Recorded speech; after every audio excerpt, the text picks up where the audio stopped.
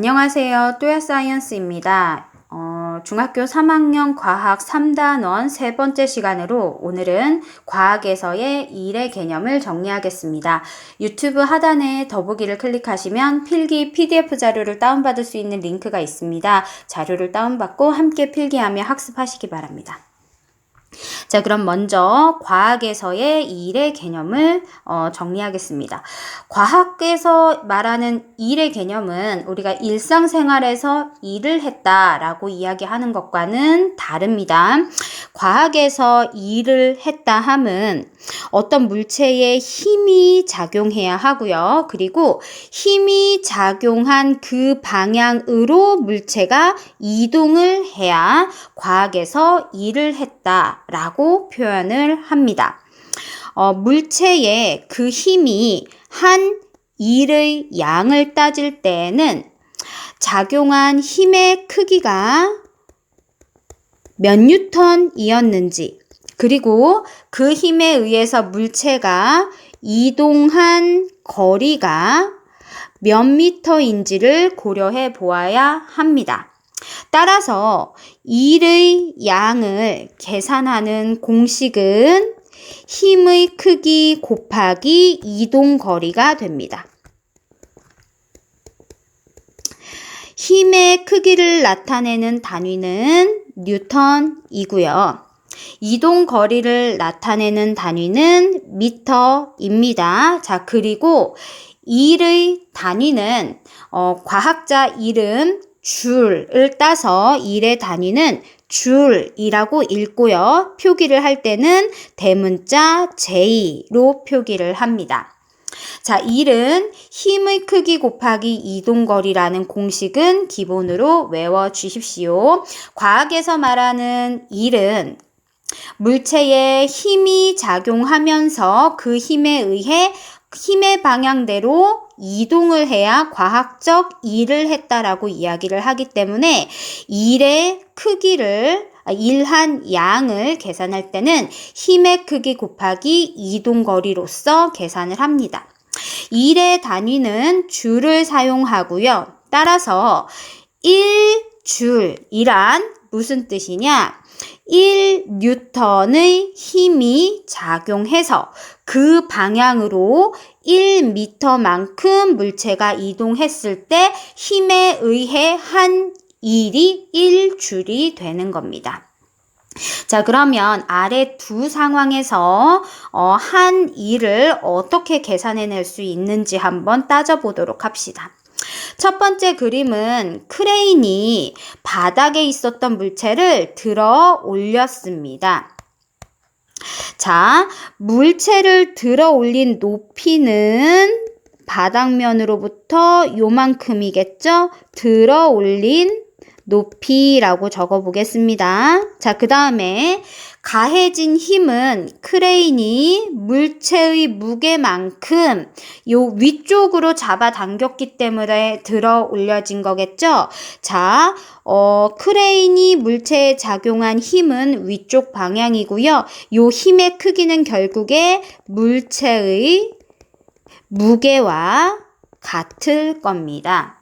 따라서 크레인이 중력에 대항해서 한 일이 몇 줄이냐 물어보면 물체의 무게만큼의 힘으로 들어 올렸으니까 힘의 크기는 물체의 무게값이 몇 뉴턴인지가 되는 거고요. 거기에다가 이동거리는 들어 올린 높이가 몇 미터인지가 되는 겁니다. 물체의 무게에다가 들어 올린 높이를 곱하면 크레인이 중력에 대항해서 한 일이 몇 줄인지를 알 수 있습니다. 두 번째 경우를 한번 볼게요. 지금 야자수에서 야자가 바닥으로 떨어지는 상황에서 떨어진다는 건 중력이 작용했기 때문이죠. 이때 중력이 한 일이 몇 줄인지 한번 봅시다. 야자가 떨어진 높이는 요만큼입니다. 떨어진 높이라고 표시해 볼 거고요. 이때 작용한 힘은 지구 중심에서 잡아당기는 중력이겠죠.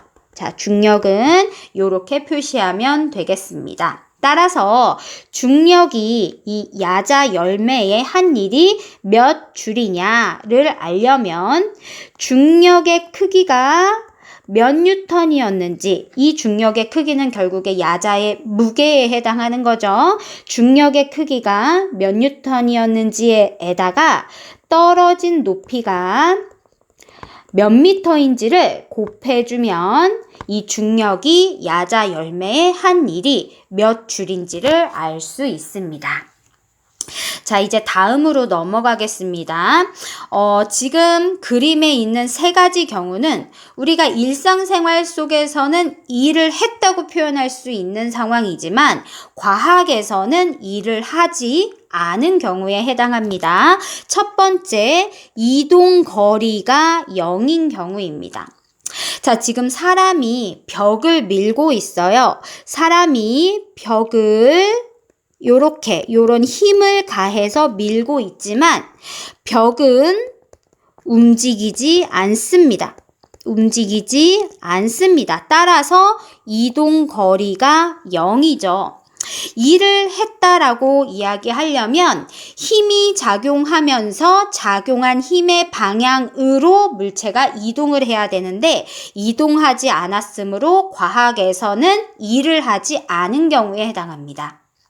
자, 두 번째 그림 보시면 두 번째는 스케이트를 타고 얼음판 위에서 미끄러져 가긴 하지만 내가 아무런 힘을 주지 않아도 얼음 썰매를 타다 보면 순간적으로 같은 속력으로 쭉 이동하는 경우가 있습니다. 이 경우는 작용한 힘이 0인 경우입니다. 마찰이 없는 얼음 위에서 썰매가 일정한 속력으로 이동하는 경우를 생각해 보시면 이동 거리는 있습니다. 하지만 이때 작용한 힘은 없는 상황입니다.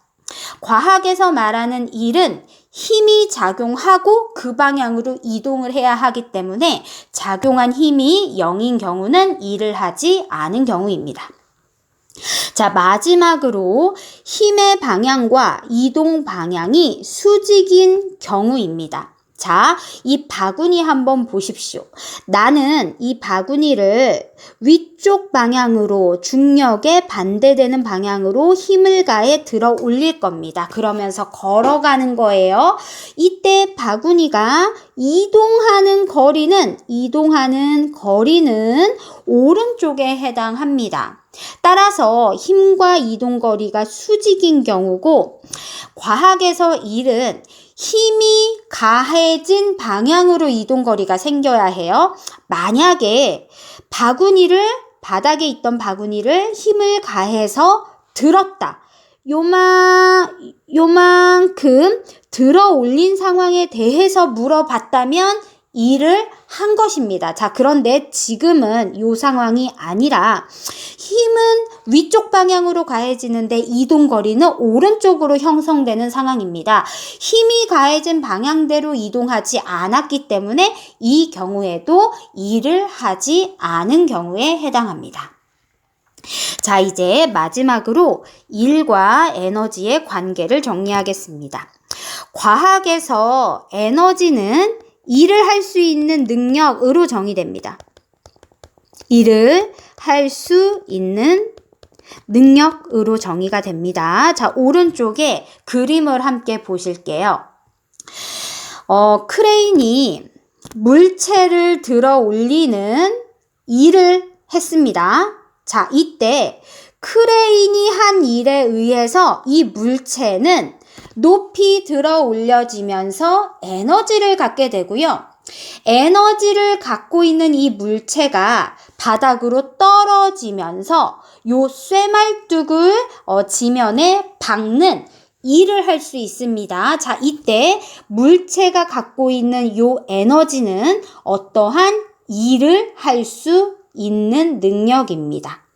자, 그래서 에너지는 일을 할 수 있는 능력으로 정의가 됩니다. 일과 에너지는 아주 밀접한 관계가 있습니다. 일과 에너지의 관계를 총 3가지로 정리해 보겠습니다. 첫째, 외부에서 물체에 일을 합니다. 방금 상황에서 크레인이 물체를 들어 올리는 일을 했죠. 그러면 그 물체의 에너지가 증가하게 됩니다. 그러면 이 물체는 에너지를 갖게 돼요. 자, 그 다음에 물체가 외부에 일을 합니다. 즉, 이 물체가 떨어지면서 쇠말뚝을 바닥에 박게 됩니다. 그러면 물체가 갖고 있던 에너지는 감소하게 되겠죠. 따라서 에너지는 일로 전환될 수 있다. 그리고 반대로 일은 에너지로 전환될 수 있다라고 표현할 수 있습니다.